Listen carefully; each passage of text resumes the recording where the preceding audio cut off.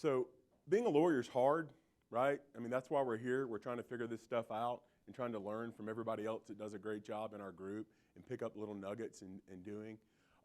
If you find a path without any obstacles, it's probably not a path worth taking, right? So, I think systems, processes, marketing, all these things are tough to do. But what I would tell you is if you do not have cases to work, nothing else is important. You can have the best systems. You can be the best lawyer in your field, in your community. If you don't have the cases to work, you're sitting there twiddling your thumbs. So what I want to talk to you about today are things that I see successful lawyers in this group doing, some things that have worked for me in my firm that has allowed us to grow our circle of influence, our radius of influence, whatever you want to call it.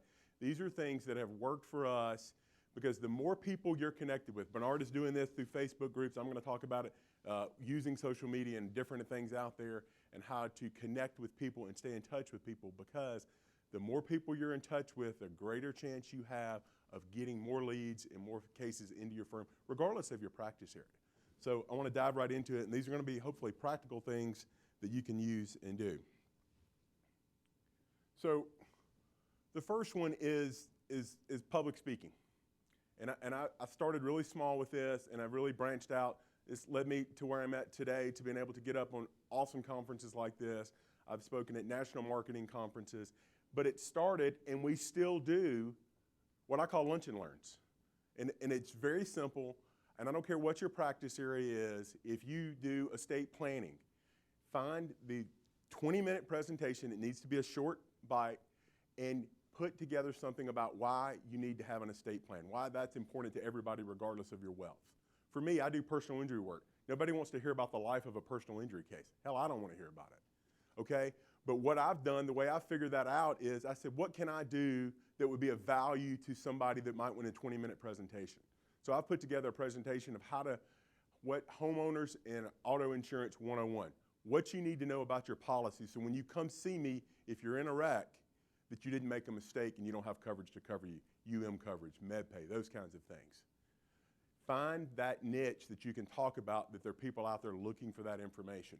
And then what do? Rotary clubs, Kiwanis clubs, groups. I tell you what we've done, we've reached out to a lot of doctors groups, the utilities boards, and we provide lunch. Or if they can do breakfast, I've got one in December again with the utilities board. I bring donuts and milk and juice, and there's 100 people in the room just like this, and I have one of the partners from my firm come talk about estate planning, and I do auto insurance. We walk out of there at least with 4 to 5 estate plans before we leave out, so it's paid for our time. But I'm making a connection not with the people just in this room, but the people that have allowed me to come into their office or to come into their setting are super appreciative. A lot of you probably do this. We do this at my firm. At least pre-pandemic we did. We would have people come in and we did a CPR class. We had someone come in and do self-defense. My firm loved it. My staff was so appreciative. These people, if you can go to a business and say, hey, I'd love to provide this to your staff, I'll bring lunch for them and do. Think about how great that is. And then share that out. Take pictures, take a selfie and do. And we'll talk a little bit about social media in a minute on a bigger scale, and share that out and prompt how you're doing that and providing value to others in the community. Okay, so that's that. And not just you. If you've got experienced paralegals, they can do this. Hey, how many people in here probably have or know somebody that's got a podcast or a Facebook Live show and do? That has become very popular out there, okay? And if we're talking about the niches and things that you can do, reach out to someone and to ask to be a guest on their podcast. I've been doing my show for 4 years now, and man, it jazzes me up when somebody reaches out to me to ask to be a guest. 9 times out of 10, they're a good fit. And so I will set them up and do. And if you will be a guest on someone's podcast, that is a way to give yourself validity and do, so you can prompt that out there. And that allows you to work your way up to bigger conferences and bigger stages. And then if you're a guest on their podcast, make sure, or their show, pre-promote and post-promote it. Don't just be a guest and go away. You need to be repurposing everything you do. Get every squeeze out of that lemon you can. Put it on your website. If you don't have a bio page, if you go to my Mo Show website and go there, there's a bio page for my show. And every podcast and every presentation, this one will be on there next week, There's going to be a link to that, and where you can click over and listen to me on the couple of times I've been on with Jim and Tyson, or the other podcast, or when I've been on Jordan's show before. You'll find those connections and do. Because that's a resume builder for me, that if I want to grow my influence to get on bigger and bigger stages to be able to speak at the National Trial Lawyers Marketing Conference, I didn't do that without building that resume up. But now I'm getting calls, and I'm walking in, and people are reaching out to me from all over, what Bernard was talking about, reaching out to me from all over the country to do that. But you've got to take that first step. And just, you know, it's not hard. The same thing with trial lawyer seminars or with local bar groups. Reach out. Hey, I'd love to put together a presentation. For example, right now, I've done a couple of presentations on how to take effective Zoom depositions, right? Appropriate topics, reached out to the trial lawyers, and I've done that. But that got me in front of a couple hundred people at the State Trial Lawyers Conference recently, and I did it Zoom via Zoom, so that was really interesting. Which is, you know, kind of tough to get the feedback of the room when you're looking at a camera, but it's really neat, and it has provided me a platform to grow my circle of influence and do. But if you don't ask, you're not going to get it. Okay, social media. And let me just be honest. Most of you suck at this. You do, especially for your firm. There are a couple of firms, and some folks, certainly Bernard is next level, and then, but Ryan McKean's firm does a great job of it. Tyson, Amy, you guys do a great job at your firm. This is something that you need to be doing, but you need to be doing it in the right way. When I look on firms' websites and then I click over to their social media, what do I see? Two things. One, you hadn't posted since last Thanksgiving. Or you post and it's a graphic about why I need to call you. Nobody wants to hear that crap. And we talked about the 80-20 rule earlier. About 20% about self-promotion, the other 80% needs to be giving value to your audience. And here's just some great examples, local events. You know, hey, the BBB's got something going on, or a Shred It Day, share that out and tweet that out. Get involved in your community and connect with others in your community. Here's what Ryan's firm did something with pizza, and they tagged the local pizza place. So business-to-business networking, and if you're networking with those businesses, what are they going to do? They're going to comment on your post. They're going to retweet. They're going to reshare your post. They're going to engage with you. Then maybe you can connect with them to do a lunch and learn, right? It starts building and compounding on itself. So you've got to do it, consumer safety stuff, you know, show how you're getting involved in the community. So, you know, at my firm, I'm very involved in the local school system because my wife's a teacher and my son's in middle school now, hard to believe, but anyway, he's middle school now. And so I still go out to the school and read. And do. But I don't go, hey, look at Mo, he's out reading at the school. I take a picture, and I always take a funny picture with the kids. I ask if we can put our fingers up our nose or do whatever and take funny pictures with the students. But I share it out, and I tag the local school. I tag the superintendent, who's been a guest on my show. And I do all those kinds of things, from the promotion of, hey, the local kids at the school, the local school needs people to come out and read to the kindergarten students. Had a blast reading to Miss Jones's class today. You know, look at the funny picture we did, right? And so they're retweeting it, they're resharing it out and doing. It builds upon itself, but don't put graphics of interact, need a check, or call me for your DUI, this. Nobody cares, nobody wants to hear that. They're not gonna retweet and reshare that, right? Be a human. But you can do other valuable things if you've got a lot of evergreen content on your website. You know, if you've got stuff, you know, that you use every year about pool safety or Halloween safety. These are tips and things that are good value for your audience that you can share out. So share that out and build upon that. It's not that hard. The other thing, in addition to consistency, what I would say is target somebody in your firm to manage this. It shouldn't be multiple players. I had a hard time letting go of that. I was the one in charge of it for a few years. I don't think you should completely outsource it. This is just Mo's philosophy. There are some digital firms that will do it. I think you'll lose your voice on it. Or at least you need to have your hands involved in it. So I have a VA. It took me a while to find the right fit. She's fantastic. And for the first couple of months, we were checking in almost on every post. Now she knows the pulse of our firm. She knows the local groups that we associate with. She's following the local websites to get articles. But we're still sending her information. So if one of my associates goes out and he's at a courthouse and he takes a picture, he knows to send it to Haley so Haley can add it into the rotation. We got a fantastic review the other day. I sent it to her last week. I looked on social today and she shared it out. I had no idea when it was going out. but she shared it out. Find someone or be that person and have the whole firm contribute to providing you content. That's going to make it a lot easier. One other thing to kind of help that's been successful for us is FirmFlex. We've been a member of FirmFlex for a couple years with Jay Ruane. The do-it-yourself plan, and we just get ideas and topics from them about what to post on a daily or weekly basis. Do we use it a lot, like every day? Absolutely not, and I'm not downtrodden that, but we use it and get ideas, and we meld it to fit our firm's philosophy in our city, and so it works for us. All right, so I'm super big on personal, social, and letting your guard down. I think a lot of times people see us and they just see us in suits, or they see us as the lawyer, and we're not approachable for the average person. And Bernard was kind of talking about this with football, with his high school and with college. Share your human side, share your why. People are going to connect with you. If people connect with you on a humanistic level, then they're going to relate to you, and they're going to get to know you, and they're going to follow you. And then you can sprinkle in a little law here or there, or they're going to dive a little deeper into who you are, and then they're going to follow you. And when they have a legal need, they're going to call you. I've been pounding away at this for 5 years, and I love it. I do not have a day that does not go by I do not get a DM on some platform from somebody about a legal matter. I just signed up a car ride 3 hours away from somebody I went to high school with I hadn't seen in 20 years. So I'm telling you, it works, but be passionate. For example, my fat to fit journey, I'm sometimes super fat to medium fat to somewhere in between there, and I'm more close to the medium right now, thankfully. I don't know how long that'll hold on, wait to the next Max Law. But what I will tell you is fitness is something that relates and resonates with a lot of people. There are a lot of people that struggle with their weight that relate to what I talk about in my fat to fit journey. There are a lot of people that are very healthy that don't relate to that, but they relate to the fitness part, or they're on the trend of Peloton. And I've had one for 4 years, so I was way ahead of that curve, by the way.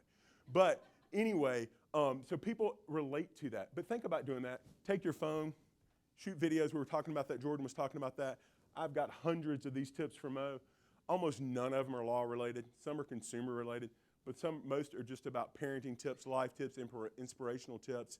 And I just put a note when I see something or something inspires me, I do it. But I just use this hashtag. If you go hashtag tips from Mo, you're going to see it all over. But people that I don't know or I don't really have a relationship with offline will come up to me, I love your tips from Mo. And I'm just blown away by it. But it's because they're relating as a parent. They're at the ball field all day long, or they relate to the t-shirt, the weekend work shirt that I shared with a low battery on it, like a cell phone that says dad life on it, or whatever it says. And so people relate to that, but they get to know me, the human, not me, the lawyer, and then they're calling. I promise they will. Consider doing a Facebook Live show. We've got some great folks in our group that does this. Chris Nicolason does it. Mitch Jackson does a great job with his stuff. Parker Larison down in Louisiana does a great job. If I said, could you identify 20 people in your community that you want to network with them or network with their base, with their market to get you business, you could probably sketch out 10 to 20 people pretty quick.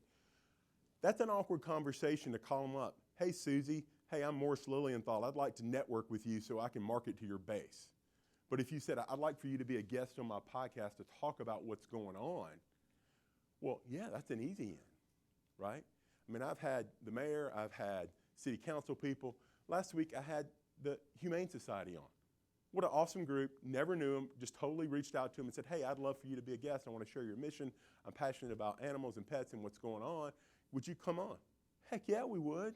They have 15,000 people on their Facebook page. They're sharing it out and retweeting it out. So I'm connecting with them in a natural way that they're more likely to engage with me and do.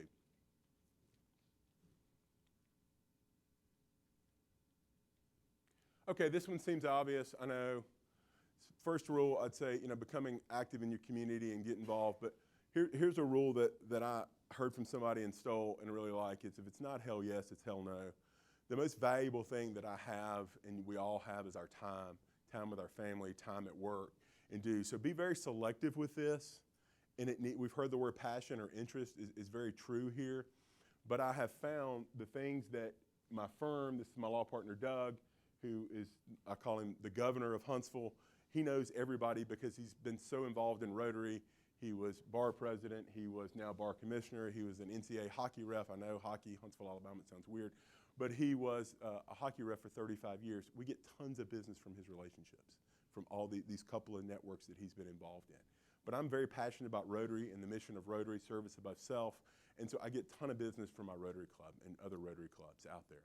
But find those things, and when you're out there, again, go back to the other things we just got through talking about, and find appropriate ways to grab that information and reshare that information on social, put it into your, we're going to talk about newsletters and e-newsletters next, reshare and repurpose that information to humanize your firm and humanize yourself. Okay, this is something that I talk to a lot of, especially younger lawyers when I have lunches and try to get to know a lot of the young lawyers in our community that I think a lot of people miss. And I wanted to bring it up here because some of you may not be doing this, and I think this is critical. And that's staying in touch. Some people call it your tribe, your herd, blah, blah, blah. Stay in touch with people that you already have contacted with over the years. It's critical. My firm had been in existence for 72 years before I joined. This is how many times they'd reached out to their former client base. It was all grin and grip. They'd done a great job for 72 years. And I said, where's our client list? What are you talking about? I said, ooh, that's a problem. So we got a high school student and we built one. You can use your case management software or just get an Excel spreadsheet and do it. John Fisher, some of you met John or know John. John has narrowed down his base. He's a fantastic human being first. He's a great med-mal lawyer. But he knows who his customer and client base is. It's referring attorneys. So he has this wonderful newsletter for people like me and you that he reaches out and sends to with management stuff, marketing stuff, culture stuff. I read it, and I'm going to stop because I know it's good content, and every time I pick it up, top of the mind. John is top of mind and due. When I saw him and his wife this morning, I thought about his newsletter. So we do the same thing. We're not marketing that. We're to send it to former clients. That's just some ideas. We've had some success. We did a World War II veteran of a client spotlight recently. A lot of people really enjoyed that. We'll share out some successes, certainly some consumer safety stuff. It's kind of crazy to me, but people love recipes. We put a recipe every time. I've had people walk up and say, hey, I've got your wife's whatever recipe, and it's clipped in my recipe thing and done. And people love it. I'm not going to knock it if they like it. The other thing I would say with this is a mistake that I think some people make. Now, I'd preface this by check with your local bar association. I've checked with the state bar in Alabama, and this is permissible. But when people call your firm, a lot of times it's not something you can handle. And at our firm, we handle estate planning, probate, I do personal injury, and we do a lot of different things. So if it's not something we can handle, there's probably not anybody else that can handle it. If it's bankruptcy or workers' comp, I'll send it to Bernard or whatever. But that person may not ever hire a lawyer because they may not need a lawyer. So what happens 3 years later when I don't want them going online looking for a lawyer 3 years later when they get hit by a tractor trailer.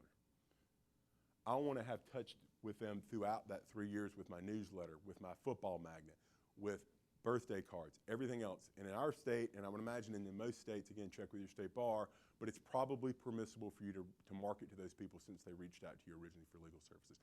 Capture their information. That goes back to intake, and that's a different topic for a different day. But make sure you're capturing their information, and you should be touching those people 3, 4, 5 times a year at a minimum. We do it. We do birthday cards, not original, but people love them. We get contacted by that all the time.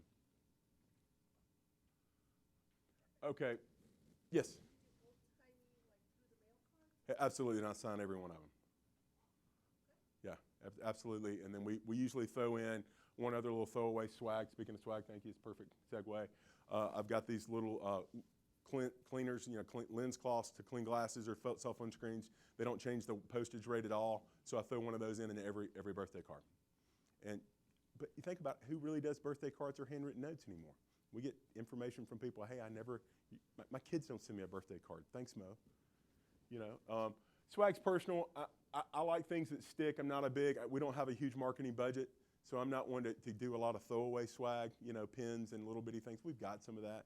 But we do the football magnets. Of course, football's king, except last weekend when both teams lost. But we do 10,000 of those. We have people knocking our door down asking for those magnets. So think about something like that that'll stick. We've got our practice areas and things in there, but we're going to hit the fridge every time. And look and see what other people are doing that you like. The bottles have worked for us. I really like that. I got a FirmFlex bottle, and I thought, man, this thing's great. I wonder what this cost and who make this. I just reached out and said, who did you guys use for this? I want to steal it. Put my marketing on it. If you've got a really cool logo like Big Mike, I don't have an awesome beard like that. But if you've got, people love T-shirts. The other thing we like to do is tote bags, and we try to find creative ways to give those away. Local farmers markets, homeless shelters.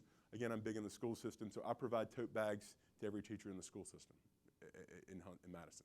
So we provide that out because I know teachers love bags. They're appreciative of that, and we try to provide value to do that. My time is out here.